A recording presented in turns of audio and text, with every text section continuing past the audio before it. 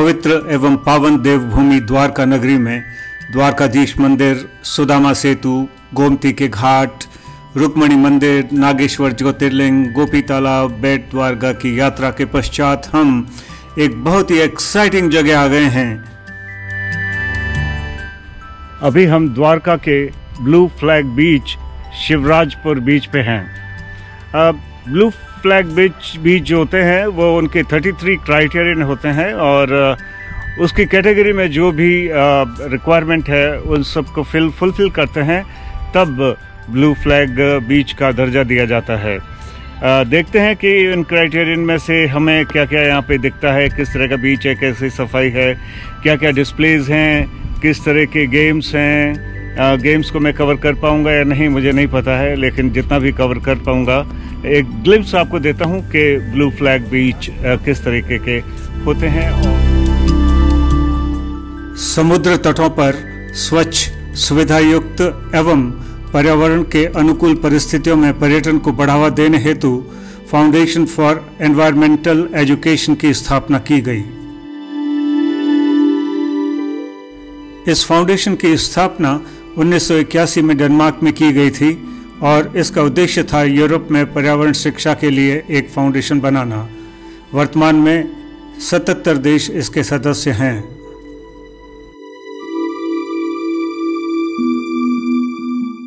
Blue flag mission के तहत मूलतः 4 प्रोग्राम हैं। पहला प्रोग्राम में मरीना यानी बंदरगाह के पास नौका विहार के छोटे जल क्षेत्रों, जो कि आप यहाँ पिक्चर में देख रहे हैं, वहाँ पर, और दूसरे समुद्र तटों एवं तीसरे बोटिंग ऑपरेटर्स एंड यूजर्स यानी टूरिस्ट को पर्यावरण शिक्षा के प्रति सजग करना है। दूसरे प्रोग्राम के तहत इन तीनों स्थानों पर प्रभावी व कंटिन्यूअस सेफ्टी और पर्यावरण प्रबंधन सिस्टम लागू करना। इन तीनों स्थानों पर जिनको हमने वर्णित किया है वहाँ पर बहुत अधिक संख्या में पर्यटक आते हैं, अतः इन सभी स्थानों पर टूरिज्म को प्रमोट करने के लिए सहयोग एवं भागीदारी निभाना। चौथे प्रोग्राम के तहत इन तीनों स्थानों व विशेष तौर पर समुद्र तटों पर बहुत बड़ी संख्या में पर्यटकों की उपस्थिति से पर्यावरण की स्थिति की निगरानी कर उसके दुष्प्रभाव को कम करना है। यह सर्टिफिकेशन दुनिया का एक अत्यंत ही प्रतिष्ठित सर्टिफिकेशन है।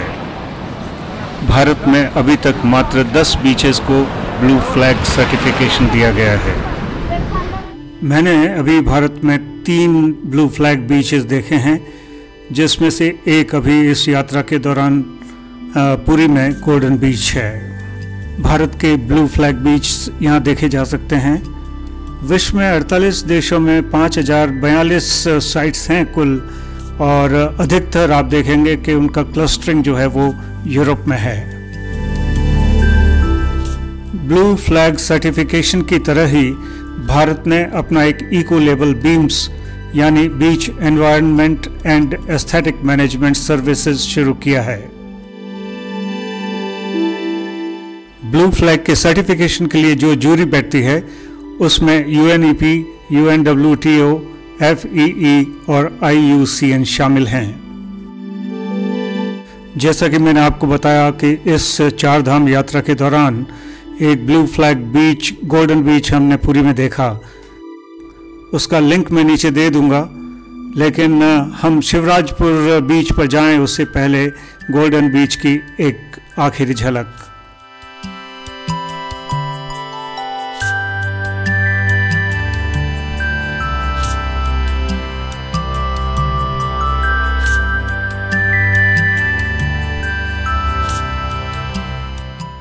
यह शिवराजपुर बीच का पार्किंग एरिया है और इसमें एक बहुत बड़ा बोर्ड लगा है, लेआउट मैप शिवराजपुर का, और इसके ठीक बाईं ओर एंट्री गेट है और एंट्री गेट के बगल में ही टिकट काउंटर है, जहां से आपको टिकट लेकर यहां पर प्रवेश करना होता है। जैसे ही हम गेट से एंटर होते हैं वैसे ही सामने एक रास्ता नज़र आता है जिसके दोनों तरफ बहुत हरियाली है और लोग सीधे उसी रास्ते पर चले जाते हैं बीच के लिए और वहीं पे बड़ी गलती करते हैं। गलती मैं इसलिए कहूँगा कि आप ब्लू फ्लैग बीच पे आए हैं, और यदि आपको ब्लू फ्लैग बीच के बारे में पता नहीं है उसका मतलब क्या है, तब तक यहाँ पर आने की उपयोगिता नहीं होगी। सामने जो बोर्ड है उस पर यहाँ पर किस तरह की पर्यावरण गतिविधियाँ होती है उसके बारे में लिखा गया है, और यह एक बड़ा बोर्ड है जो कि यहाँ दर्शाता है कि यहाँ किस किस तरह की विभिन्न सूचनाएं हैं। ये एक बहुत ही इम्पोर्टेंट बोर्ड है और इस पर यह दर्शाया गया है कि आसपास क्या टूरिस्ट अट्रैक्शन है, बीच का समय क्या है, वाटर क्वालिटी कैसी है, विभिन्न फ्लैग्स क्या कहते हैं, इम्पोर्टेंट टेलीफोन नंबर्स आदि। ये सब एक ब्लू फ्लैग बीच के लिए मैंडेटरी है। मैं फिर कहूँगा कि आप जब भी यहाँ आएँ तो इन बोर्ड्स को अच्छी तरह देखें, उनको समझें और उनको फॉलो करें। अभी बाहर से लेके और अंदर तक आप आए हैं तब तक आपने नोट किया होगा कि जितने भी डिस्प्लेज हैं या फिर जितनी भी जानकारी है वह पर्यटकों की सुरक्षा, सुविधा एवं पर्यावरण के बारे में उनकी जानकारी में वृद्धि कर पर्यावरण को संतुलित करने के लिए है। ब्लू फ्लैग का दर्जा पाने के लिए ये 4 प्रमुख कार्य क्षेत्र हैं और इसके अंतर्गत 33 क्राइटेरियन होते हैं या मापदंड होते हैं जिनको 100% पूरा करना होता है। यहाँ पर हमें प्लास्टिक यूज़ ना करने की सलाह दी गई है, रिसाइकलिंग के बारे में बताया गया है और सोलर एनर्जी के बारे में बताया गया है। ये सब मैंडेटरी क्राइटेरियन हैं एजुकेट करने के लिए। यहीं पे ये नो प्लास्टिक यूसेज का है। यहाँ जितनी भी सुविधाएं हैं उन सभी सुविधाओं के लिए बोर्ड्स लगाए गए हैं।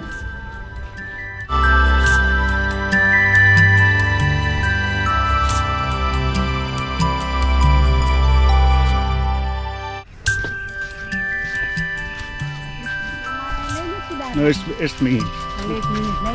बीच तक जाने का रास्ता बहुत ही सुंदर है, दोनों तरफ खूब हरियाली है, बहुत सुंदर पेड़ लगे हुए हैं और मेरे ख्याल से कुछ फल फ्रूट के भी पेड़ लगे हुए हैं। जब हम बीच की तरफ जाते हैं तो पहले ग्लिम्स में आपको इस तरह की छतरियां नज़र आती है, एक हाइट पे है और मेरे ख्याल से उसके बाद ढलान है।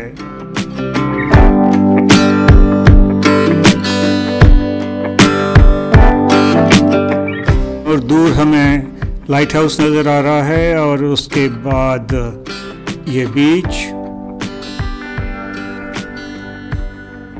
मैं जहाँ खड़ा हूँ थोड़ा सा पथरीला है, अन्यथा जैसे हम राइट में जाते हैं वैसे ही बहुत ही साफ सुथरा वाइट सैंड एंड थोड़ा ऊंचाई पे और चीज़ें बनी हुई हैं।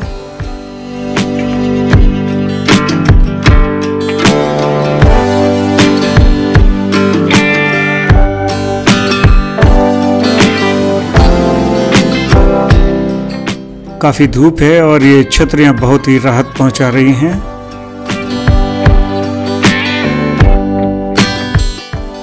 दिन का समय है इसलिए भीड़ तो अधिक नहीं है, लेकिन फिर भी काफ़ी लोग हैं और मैं दूर कुछ वाटर स्पोर्ट्स भी देख पा रहा हूँ।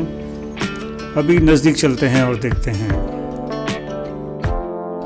एक मामले में शिवराजपुर बीच बहुत ही अनूठा है। जब आप समुद्र के किनारे से दूर की तरफ झांकते हैं तो बालू का एक टिब्बे की पाल जो नज़र आती है और उस पर दूर दूर तक जो छतरियां हैं वे बहुत ही सुंदर लगती हैं। ब्लू फ्लैग के जो 33 क्राइटेरियन हैं उनमें से कुछ सुविधाओं को हम ऊपर देख सकते हैं। उसके पास ही वॉशरूम बने हुए हैं और नहाने की सुविधा है।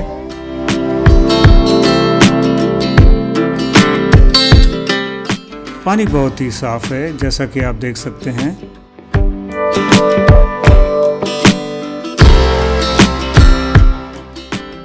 और स्पेसिफाइड एरियाज हैं कि आप कहाँ पे स्नान कर सकते हैं।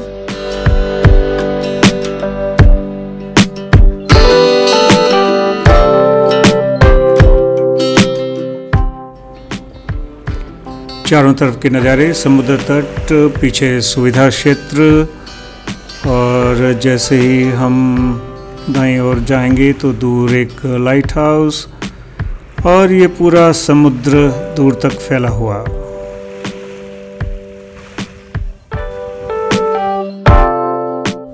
अधिकतर बीचेस आपने देखे होंगे कि फ्लैट होते हैं, लेकिन यहाँ पे समुद्र का किनारा जो है वो काफ़ी ऊंचे तक चला गया है और सामने लाइफ गार्ड के लिए एक मचान।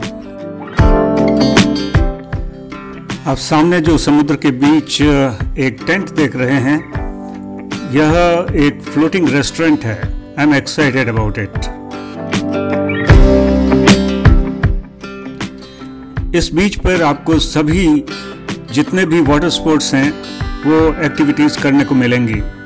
इसके अलावा आप स्कूबा डाइविंग कर सकते हैं, स्नॉर्कलिंग कर सकते हैं, बोट राइडिंग कर सकते हैं और यहाँ पास ही एक द्वीप है, आइलैंड, आप उसकी यात्रा भी कर सकते हैं।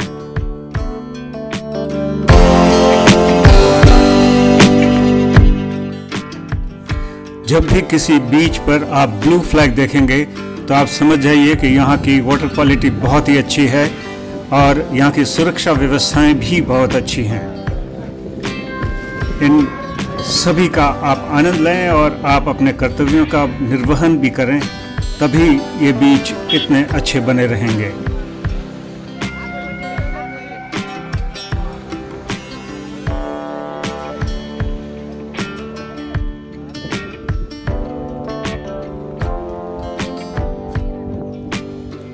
सुंदर शिवराजपुर बीच की यात्रा के साथ ही हमारी द्वारका की यात्रा संपूर्ण हुई और इसके साथ ही हमारी एक लंबी चार धाम की यात्रा भी संपन्न हुई, क्योंकि आज हम द्वारका से प्रस्थान कर अपने फाइनल डेस्टिनेशन यानी वापस सफदरजंग की ओर की यात्रा शुरू करेंगे। आज सभी को मेरे साथ इस संपूर्ण यात्रा करने के लिए बहुत बहुत धन्यवाद।